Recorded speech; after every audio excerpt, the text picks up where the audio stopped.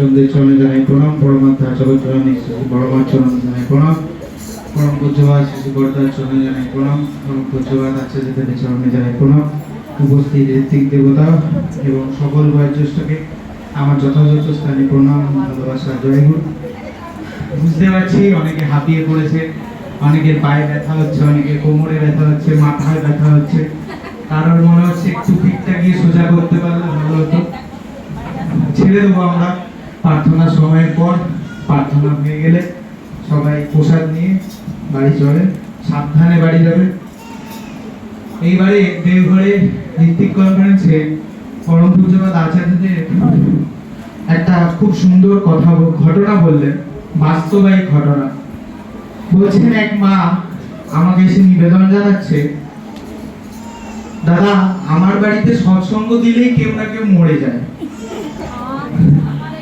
আচার্যদের বলছেন তাই কিভাবে মরে যায়? বলছে প্রথমবার সৎসঙ্গ দিয়েছিলাম 3 মাস পর একজন মরে গেছে, দ্বিতীয়বার সৎসঙ্গ দিলাম 1.5 মাস পর একজন মরে গেছে। তখন আচার্যদের দাদা বলছেন তাই এটার একটা ভালো সলিউশন আছে আমার কাছে।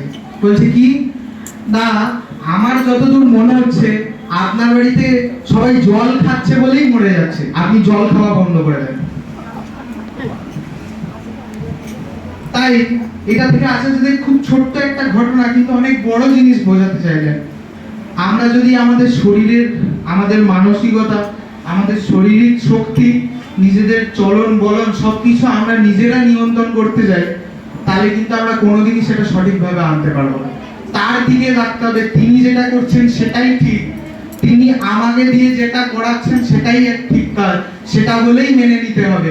আমি যদি তার উপরে উস্তাদি করতে যাই আমার দ্বারা কিচ্ছু হবে না। একটা ছোট্ট ঘটনা বলে আমি শেষ করে দেবো, আমার নিজের জীবনের ঘটনা। তার আগে একটা উদাহরণ দিই। একজন মালিক তার কনস্ট্রাকশন সাইটে গেছে দেখতে কিভাবে তার কর্মচারীরা কাজকর্ম করছেন। একটা কর্মচারী একটা কাজ খুব ভুল করছিলেন, আর সেই মালিকটা দুতলার বারান্দায় দাঁড়িয়ে আছে। সেই কনস্ট্রাকশন যে কর্মচারী আছে তাকে কিছু বলবার জন্য তাকে অনেকবার ডাকছেন, সে কিছুতেই শুনতে পাচ্ছে না। তাই সেই মালিকটি কি করেছে, পকেট থেকে একটা 20 টাকার নোট বের করে তার সামনে ছুঁড়েছে। সেই কর্মচারীটি কারোর দিকে না তাকিয়ে চুপচাপ কাজ করতে করতে সেটা ঢুকিয়ে পকেটে ঢুকিয়ে নিয়েছে। আবার সে 100 টাকার একটা নোট ফেলেছে, আবার সে কারোর দিকে না তাকিয়ে সেটা পকেটে ঢুকিয়ে নিয়েছে। এবার সে 500 টাকার নোট ফেলেছে, সে সেটাকেও কারোর দিকে না তাকিয়ে পকেটে ঢুকিয়ে নিয়েছে। এবার মালিকটি পাশে ওই ছোট একটা ইটের ঢিলা ছিল, তার মাথায় টপ করে ফেলেছে, আর সে উপরের দিকে তাকিয়েছে, মালিক এরকম করে দাঁড়িয়ে দেখছে। তাই ভগবান যখন আমাদের ছোট ছোট আনন্দ দেয়, তখন ভগবানকে আমরা কেউ দেখতে পাই না। যেই একটা ছোট একটা দুঃখ দিল, অমনি ভগবানের দিকে তাকিয়ে গালাগাল করতে আরম্ভ করে দিল। এরকমই একটা ঘটনা বলি।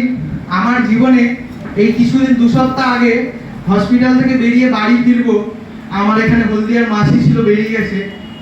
ব্রজলাল চক থেকে আমি বাসে উঠবো, আমার পিছনে একটা খাল আছে, সেই খালের সামনে একটা গাছের গুড়ি আছে, শক্ত গাছ আছে। এবার মেছেদা যাওয়ার বাস আসছে, আমি বাসটাকে হাত দেখিয়েছি, ওটা হাই রোড তো, প্রচুর স্পিডে বাস আছে। বাসটা এসে দাঁড়িয়েছে, বাসটা এসে গেটটা খুলেছে, আমি বাসের প্রথম পায়ে পা দিয়েছি, আর আমার পিছনে যে গাছের গুড়িটা ছিল সেটা একটা ম্যাটারও দাম করে মেরেছে। সেই বাস কন্ডাক্টরটা বলছে এই স্পিডে ছিল, আমি হয়তো দাঁড়িয়ে গেছি বলে হঠাৎ করে এসে আটকাতে পারিনি, মেরে দিয়েছে। তাই জীবনে আমি মনে করি যখন যে মুভমেন্টটা আমরা করছি, সব মুভমেন্ট তার ইচ্ছায়, তার ইচ্ছা হয়েছে বলেই আমি সেদিন বাসে পা বাড়িয়েছি, আমার কিন্তু প্রাণটা বেঁচে গেছে। আজকে হয়তো নাও দাঁড়িয়ে থাকতে পারতাম আজকে বাগদার।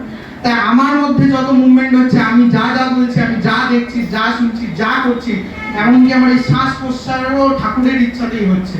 তাই ঠাকুরকে সবসময় মাথায় নিয়ে চলেন, ঠাকুর যা করাচ্ছে ঠাকুরের উপর ভরসা রাখেন, আপনি জীবন সুন্দর হবে। জয় গুরু।